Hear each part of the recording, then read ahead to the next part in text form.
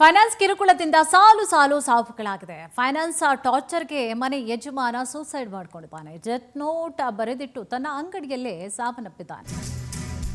Finance ಕಿರುಕುಳದಿಂದ ಇಲ್ಲಿವರೆಗೂ ಕೂಡ ಸಾಲು ಸಾಲು ಸಾವುಗಳಾಗ್ಬಿಟ್ಟಿದೆ.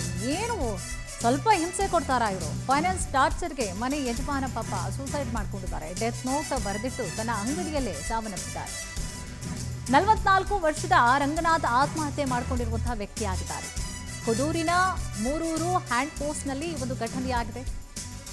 ನೆಲಮಂಗಲ ಸರ್ಕಾರಿ ಆಸ್ಪತ್ರೆಯಲ್ಲಿ ಮರಣೋತ್ತರ ಪರೀಕ್ಷೆಯನ್ನು ನಡೆಸಲಾಗಿದೆ. ಸ್ವಂತ ಮನೆ ಖರೀದಿಗೆ ಮುತ್ತೂಟ್ ಇತರೆ ಫೈನಾನ್ಸ್ನಲ್ಲಿ ಸಾಲವನ್ನು ಪಡೆದುಕೊಂಡಿದ್ದಾರೆ. ಮನೆಗಾಗಿ 30 ಲಕ್ಷಕ್ಕೂ ಹೆಚ್ಚು ಸಾಲವನ್ನು ಮಾಡಿಕೊಂಡಿರ್ತಾರೆ. ರಂಗನಾಥ್ ದಿನಸಿ ಅಂಗಡಿಯನ್ನು ಮಾಡಿಕೊಂಡು ಜೀವನವನ್ನು ಸಾಗಿಸ್ತಾ ಇದ್ರು. 2 ತಿಂಗಳಿನಿಂದ ವ್ಯಾಪಾರ ಇಲ್ಲದೆ ಸಾಲ ಕಟ್ಟಿರಲಿಲ್ಲ. ಅವ್ರು ಕಂತು ಕಟ್ಟಬೇಕಾಗಿರುತ್ತಲ್ಲ, ಮಂತ್ಲಿ ಕಟ್ಟಿರೋದಿಲ್ಲ.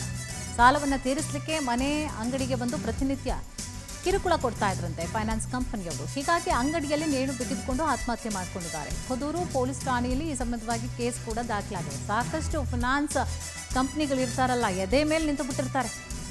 ಕತ್ತಿಚ್ಚುಗಿ ಸಾಯಿಸೋದೊಂದು ಬಾಕಿ, ಅಷ್ಟರ ಮಟ್ಟಿಗೆ ಹಿಂಸೆ ಟಾರ್ಚರನ್ನು ಕೊಡ್ತಾ ಇರ್ತಾರೆ. ಪಾಪ ಏನೋ ಒಂದು ಪ್ರಾವಿಷನ್ ಸ್ಟೋರನ್ನು ಮಾಡ್ಕೊಂಡಿದ್ರಂತೆ ರಂಗನಾಥ್.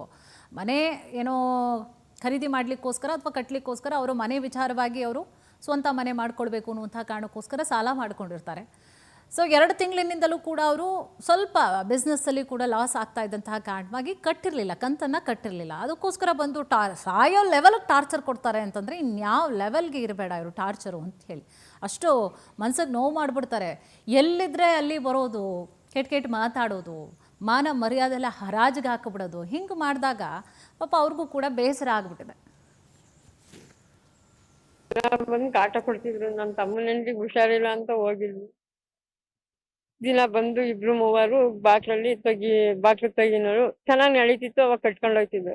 ಈಗ ಅವ್ರ ಕಿರುಕುಳದಿಂದ ಅವನು ಫೈನಾನ್ಸರು ಮತ್ತೆ ಮುತ್ತೂರ್ ಫೈನಾನ್ಸರು ಈ ತರ ನನ್ನ ತಮ್ಮನಿಗೆ ಟಾರ್ಚರ್ ಕೊಟ್ಟು ಈ ತರ ಮಾಡೋದು. ಒಬ್ಬ ಮಗ ಅವನೇ